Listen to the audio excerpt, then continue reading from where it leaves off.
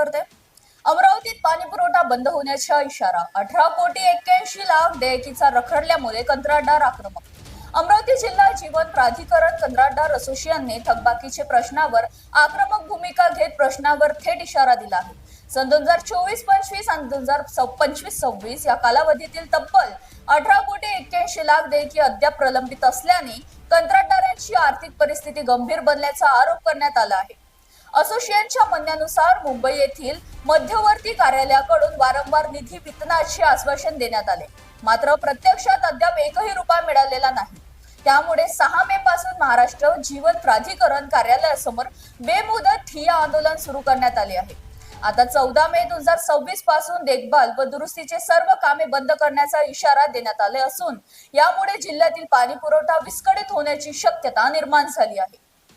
कंत्राटदारांनी स्पष्ट शब्दात सांगितले, जनतेमध्ये पाणी टंचाईमुळे आक्रोश निर्माण झाल्यास त्याची जबाबदारी प्रशासनाची राहील।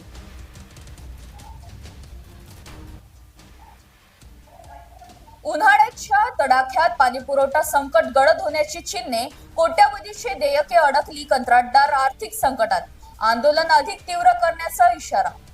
अशाच अधिक माहितीसाठी आमच्या चॅनलला लाईक करा, शेअर करा, सबस्क्राईब करा आणि फॉलो करा।